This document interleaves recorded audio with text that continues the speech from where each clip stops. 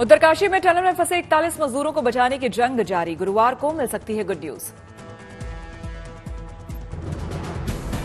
Rescue के काम में बरती जा रही है पूरी सावधानी। मजदूरों को निकालने के लिए अंतिम चरण में काम जारी।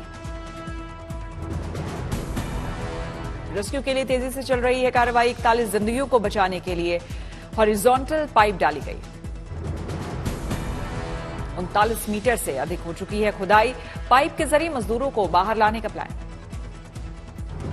मतलब है, मुझे बेहद खुशी है ये आप लोग से शेयर करते हुए कि 3 और पाइप जिसका मतलब है करीब और 18 मीटर, तो 21 प्लस 18 39 मीटर हमारी ड्रिलिंग हो चुकी है और हमने पाइप भी 800 mm का उसमें प्लेस कर दिया है। ये हमारे लिए काफी खुशी का।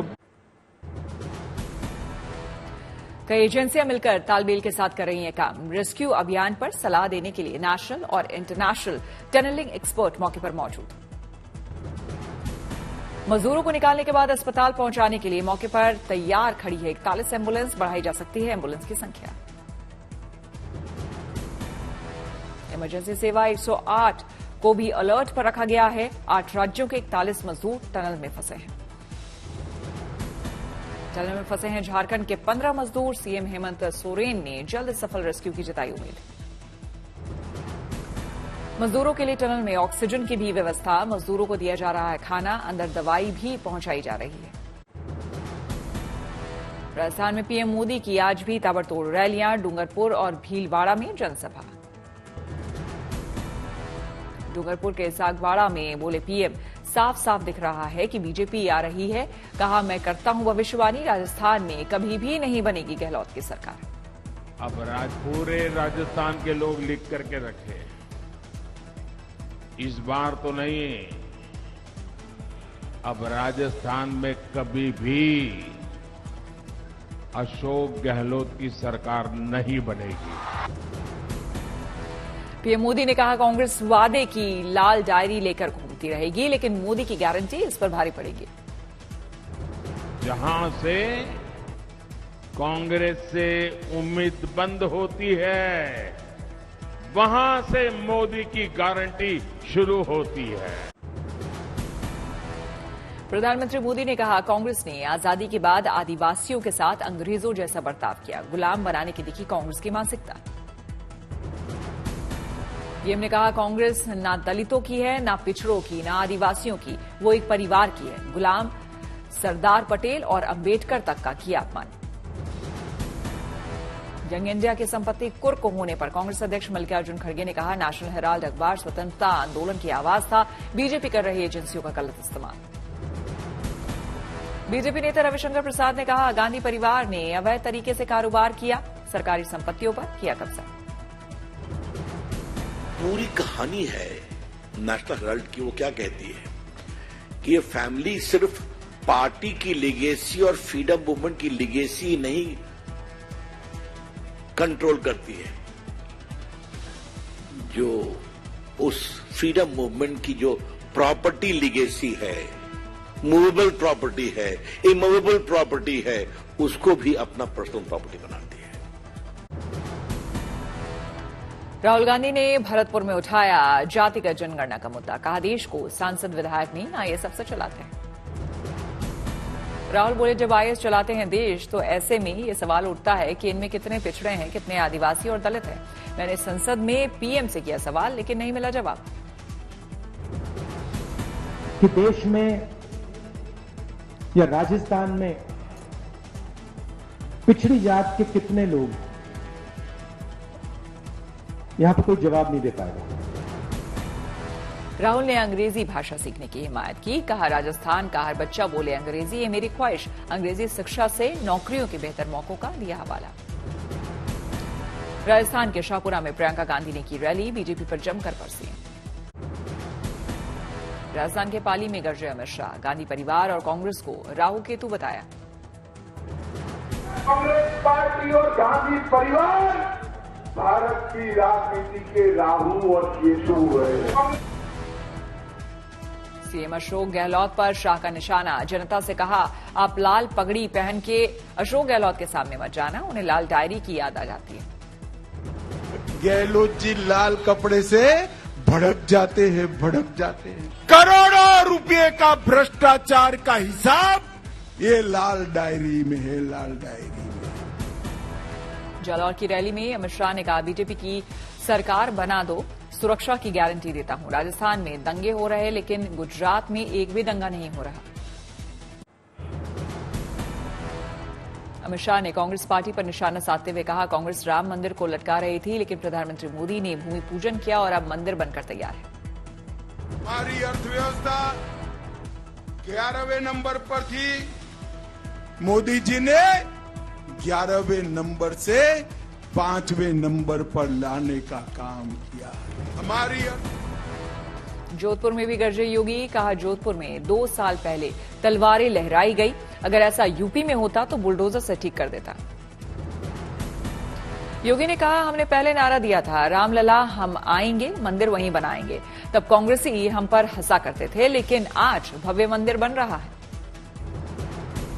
राजस्थान के चुरू में यूपी के सीएम योगी की जनसभा, कहा राजस्थान को भ्रष्टाचार और अराजकता से मुक्त कराने बीजेपी की सरकार आ रही है। राजस्थान के दौसा में जेपी नड्डा की रैली, कहा गहलोत ने राजस्थान के विकास को ग्रहण लगाया, 25 नवंबर को ग्रहण हटाने की तारीख। अशोक गहलोत जी ने 5 सालों में इस प्रदेश को ग्रहण लगा दिया, और वो ग्रहण उतारने का दिन है 25 तारीख।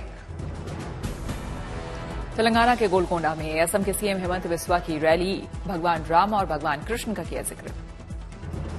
ये भी मान लेना चाहिए कि ये जो हमारा जो देश है, ये देश राम का देश है, ये कृष्ण भगवान का देश है। तेलंगाना के चुनावी रण में उतरी बीएसपी सुप्रीमो मायावती, सूर्यापेट में रैली को किया संबोधित। पुलिसकर्मियों को धमकाने के मामले, बीजेपी ने कहा कानून से ऊपर कोई नहीं है, अगर तेलंगाना में वर्दी अपना काम करने लगेगी तो इनकी सारी हेकड़ी निकल जाएगी। पुलिसकर्मियों को धमकी दिए जाने के मामले में बोले असम के सीएम ने हेमंत बिस्वा, केसीआर सरकार पर लगाया तुष्टीकरण का आरोप। लेकिन तुष्टीकरण का राजनीति का कारण हमारा तेलंगाना में पुलिस भी कुछ नहीं कर सकते हैं और पॉलिटिकल लीडरशिप भी कुछ नहीं कर सकते। आज आप देखिए बीआरएस भी कुछ नहीं बोलते हैं, कांग्रेस भी नहीं कुछ बोलते हैं।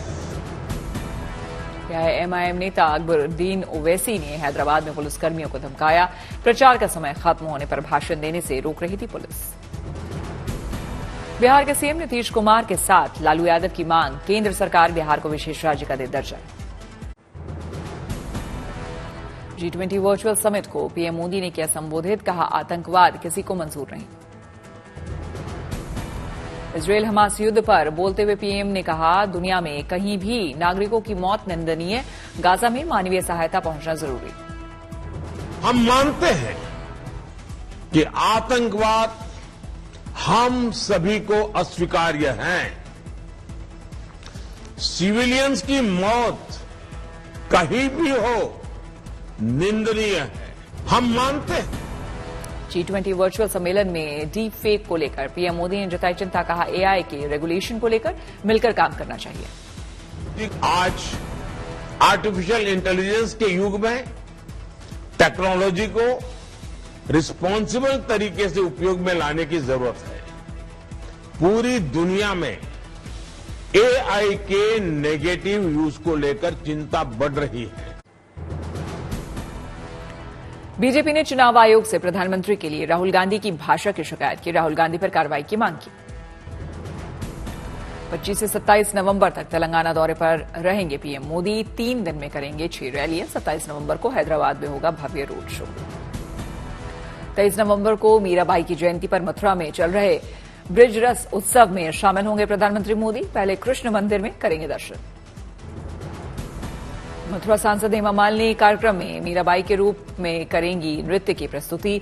पीएम मीराबाई के नाम की डाक टिकट भी करेंगे लॉन्च। बीजेपी ने अपने ऑफिशियल सोशल मीडिया एक्स का बैकग्राउंड बदला, लिखा जय श्री राम 22 जनवरी 2024। आजादी के 76 साल बाद सुप्रीम कोर्ट परिसर में लगाई जाएगी संविधान निर्माता बाबा साहेब भीमराव अंबेडकर की प्रतिमा। 26 नवंबर को संविधान दिवस पर होगा अनावरण। झारखंड विधानसभा के 23वें स्थापना दिवस पर उद्घाटन राज्यपाल सीपी राधाकृष्णन ने दीप जलाकर किया। सीएम सोरेन भी रहे मौजूद। दिल्ली के प्रगति मैदान में चल रहा ट्रेड फेयर मेले में भारत के 25 राज्यों समेत 13 देशों ने लिया हिस्सा। मेले में कारीगरों ने अपने हाथों से बनाए मिट्टी के खिलौने, खादी के धागों से सजाया गया पवेलियन। मेले में कई तरह के ड्राई फ्रूट का स्टॉल, लोगों ने कई राज्यों के पारंपरिक परिधानों को भी देखा। सुप्रीम कोर्ट के निर्देश को लेकर बोले योग गुरु बाबा रामदेव, हम कोर्ट के आदेश का सम्मान करते हैं, मेडिकल माफिया झूठा प्रचार करता है। झूठा प्रोपेगंडा प्रचार हम नहीं कर रहे। डॉक्टरों के एक ऐसे गिरोह ने, एक ऐसे गैंग ने, एक ऐसी संस्था बना रखी है, वो प्रोपेगंडा करते रहते हैं योग के खिलाफ, आयुर्वेद के खिलाफ, नेचुरोपैथी के खिलाफ, अपने सनातन सांस्कृतिक मूल्यों के खिलाफ। रामदेव ने कहा जो झूठ फैलाया जा रहा है उसका पर्दाफाश होना चाहिए। बीमारियों के नाम पर लोगों को डराया जा रहा है। जो प्रोपेगंडा कर रहे हैं उनके ऊपर दंड लगाओ, उनके ऊपर जुर्माना लगाओ। मैं इस बात को क्यों कह रहा हूं? क्योंकि ये पिछले 5 वर्षों से बहुत खतरनाक प्रोपेगंडा चल रहा है। स्वामी रामदेव को, पतंजलि को टारगेट करके योग, आयुर्वेद, नेचुरोपैथी और महर्षि चरक, धन्वंतरि आदि ऋषियों के करोड़ों वर्षों पुरानी ज्ञान परंपरा को झुठलाने के लिए कि आयुर्वेद में कुछ नहीं रखा। रामदेव ने कहा हमारी दवाएं लंबे शोध पर आधारित है, कोर्ट से अपना पक्ष रखने की इजाजत लूंगा। एलोपैथिक दवाइयों को लेकर पतंजलि के भ्रामक विज्ञापनों पर सुप्रीम कोर्ट ने लगाई फटकार, कहा 1 करोड़ रुपए का जुर्माना लगाने की चेतावनी। पतंजलि आयुर्वेद कंपनी को भविष्य में ऐसे विज्ञापन प्रकाशित न करवाने के निर्देश, साथ ही एलोपैथी बनाम आयुर्वेद की बहस को मुद्दा न बनाने पर भी सख्ती। एनसीईआरटी के सोशल साइंस के स्कूली पाठ्यक्रम में इस संशोधन को लेकर उच्च स्तरीय समिति ने सौंपी रिपोर्ट, रामायण और महाभारत जैसे महाकाव्य शामिल करने की सिफारिश। कमेटी ने कहा देशभक्ति की कमी की वजह से देश छोड़कर हर साल दूसरे देश जाते हैं हजारों छात्र, इसलिए बच्चों का अपनी जड़ों को समझना जरूरी। उच्च स्तरीय समिति ने पाठ्यक्रम में संशोधन के साथ ही क्लासरूमों में दीवारों पर संविधान की प्रस्तावना लिखने की भी सिफारिश की।